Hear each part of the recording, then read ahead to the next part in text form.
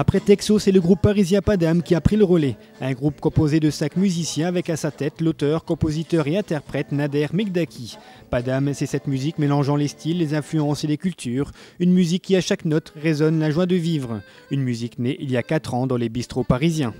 Parce que c'est la première scène qu'on peut offrir à un groupe qui débute en fait à Paris. C'est vrai que les MJC, les trucs comme ça marche plus trop. Donc nous on faisait de la musique acoustique, accordéon, guitare, enfin on jouait pas trop fort. Et ça nous a permis de jouer très vite, 1 fois, 2 fois par semaine dans les bars, en ayant la consommation à volonté et la bouffe et une petite somme d'argent. 3 ans plus tard et de son concert dans les cafés et bars de Paris et de Navarre, Padam a fait sa réputation. Il mélange les genres, le rock, le swing ou la musique cigane. Un style bien à lui, inclassable. Padam, c'est c'est toujours difficile. Mais disons que on nous met souvent dans un espèce de groupe en ce moment de chansons françaises. Chansons françaises, ils appellent ça néo-réaliste, j'ai pas encore compris ce que ça voulait dire. Mais enfin bon, nous en tout cas on fait de la chanson, c'est-à-dire qu'on écrit des chansons. Et après l'instrumentation est assez festive et on prend nos inspirations dans l'Europe, l'Afrique, enfin tout ce côté-là. Pas les États-Unis, pas la pop, pas le rock, pas l'Angleterre. On va plutôt aller chercher des influences orientales, tziganes, des influences des fois un peu africaines, un peu Java, swing. Père du petit Lucien, on l'appelle le grand Lucien parce qu'il fait 2,20 m. Croyez-moi, c'est pas rien. Tous les jours au boulot, on lui demande s'il fait beau là-haut. Lui, il en aura le dos d'entendre rire tous ses gogos. Alors il râle, il râle, il râle, il râle. La mère du petit Lucien, on l'appelle la grosse Lucienne parce qu'elle fait 200 kilos. Une énorme bedaine. Toutes les dames du quartier lui demandent c'est pour quand les jumeaux. Elle aimerait bien leur casser le dos à toutes ces vieilles peaux. Alors elle râle, elle râle, elle râle, elle râle. La sœur du petit Lucien, on l'appelle, elle vient là que je te date. Parce que ses soutiens-gorge, ils sont larges comme des sacs à patates. Vigile d'Intermarché, il veut toujours y fourrer son nez, voir si elle y a pas planqué un jambon ou une télé. Alors elle râle, elle râle, elle râle, elle râle.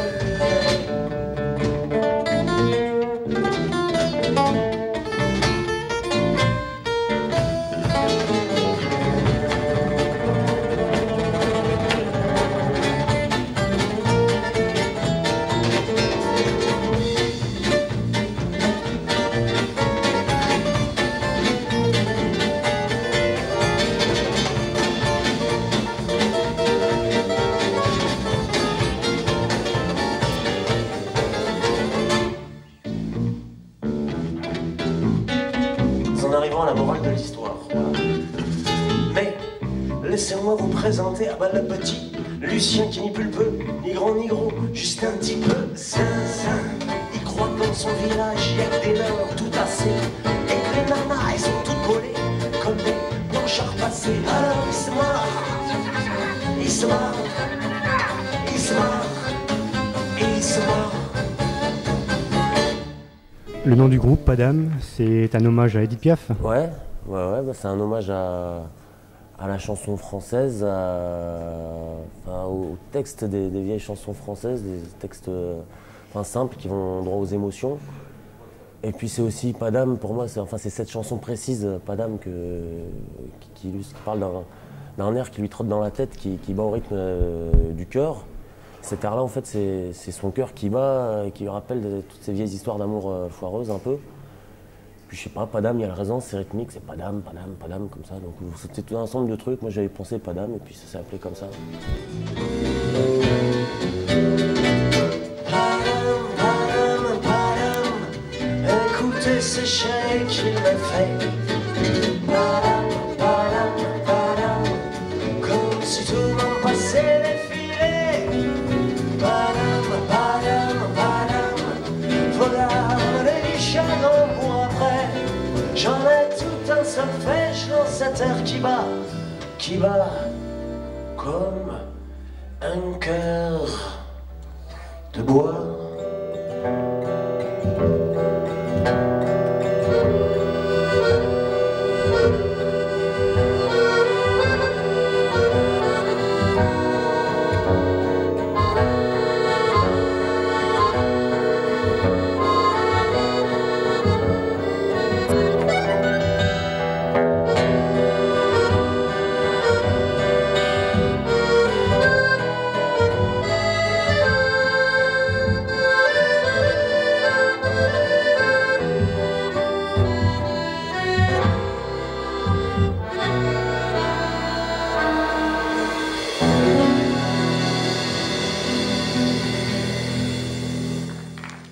puisez vos sources d'inspiration dans les, on va dire dans les lieux du 18e arrondissement à Paris.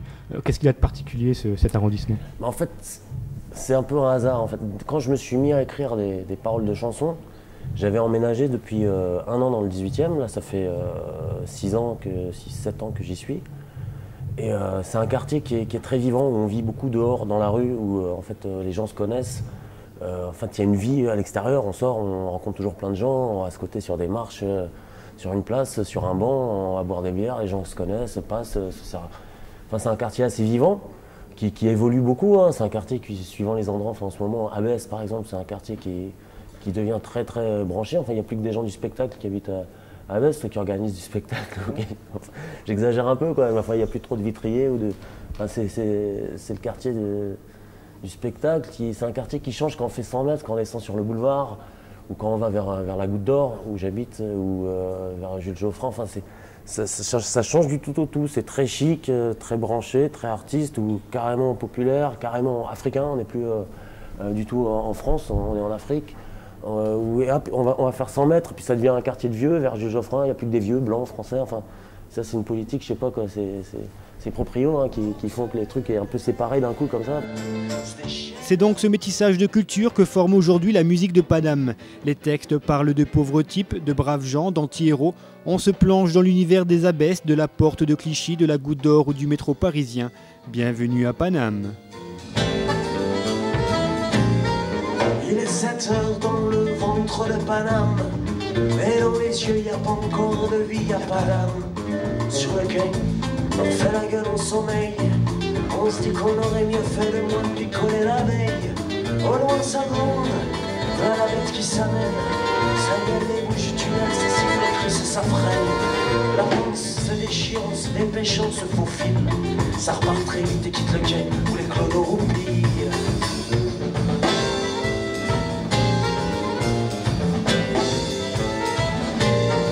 7h20 dans les veines de Paname, un accordéoniste massacre Paname, Paname. Chacun fixe qui peut ses pieds, la pub avec un journal, histoire de pas croiser un regard inamical. La lumière froide attaque des pupilles, elle fait jaillir le noir sous la phare, la page des filles. De Jaurès à Barbès, on survole la ville, Paris Mail et les balles, ça cabote ses articles. Je suis dans un sale état, une sacrée gueule de bois. Quand je pense, ça résonne. Voilà, j'ai mal à l'estomac, et dans mon crâne il y a comme un gars qui bricole. Hier j'ai vu la vodka me porter de Russie, la vodka. La vodka c'est ce qu'on m'a prescrit, la vodka est... La vodka, ça peut tuer l'ennui, la vodka. La vodka, ça noie les soucis, la vodka. Oh là, je bougerai pas de mon matelas, j'étudierai le temps qu'il faudra, plafond de ma chambre de bonne. Oh là, je me mets dans des états, pourtant des filles avant toi, j'en ai saoulé des tonnes. Et pourquoi la vodka de midi à minuit? La vodka c'est ce qu'on m'a prescrit, la vodka. La vodka ça peut tuer l'ennui, la vodka ça noie les soucis, la vodka. Oh, ça branche la vignole.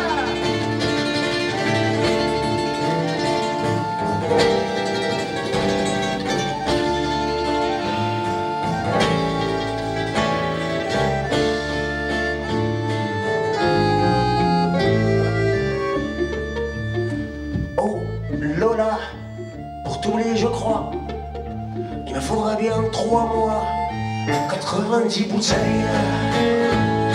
Voilà, ça peut faire peur comme ça, mais c'est bien plus sympa que de se jeter à la Seine et vivre la vodka qui noie les ennuis, la vodka qui noie les soucis, la vodka qui noie les souvenirs, la vodka qui noie ton sourire, la vodka.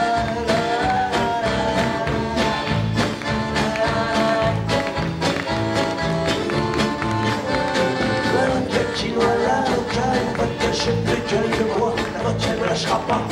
La vodka et je meurs, mais ça va. Dans toutes les chansons, il y a toujours beaucoup d'humour, des fois un peu d'ironie. Ça parle de gens, ça parle pas de moi, ça parle de petites histoires que bon, je vais toujours un peu ramener ça à moi, parce que quand on écrit une chanson, on ramène toujours un peu ça à soi. Mais sinon, c'est toujours des gens, des figures que j'ai vues, des histoires que j'ai vues. Moi, je suis un peu voyeur, puis je raconte tout ça.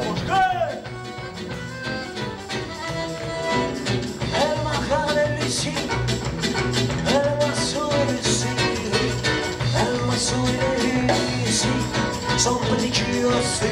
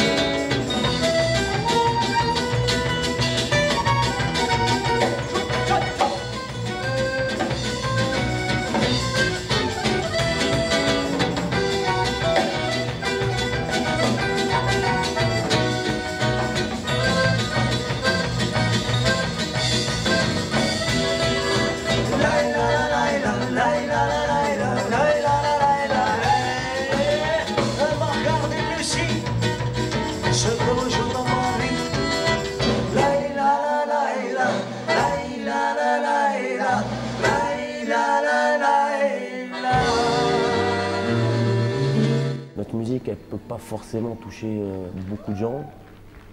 Peut-être, c'est ça. Pas... Vous le regrettez ou vous avez l'air de le regretter? regretter? Non, moi je le regrette pas. Moi je le regrette pas du tout. C'est vrai que des fois, tu aimerais bien qu'il y ait un titre qui passe à la radio, parce qu'après, on arrêtera de te dire c'est dommage, vous passez pas à la radio. Tu fais des concerts, genre c'est dommage. Vous connaissez pas, vous passez pas à la radio. Mais je pense qu'on peut très bien faire de la musique de nos jours. On peut avoir une petite carrière très sympathique, se consacrer à sa passion sans passer forcément sur les radios nationales, juste avec les trucs un peu alternatifs.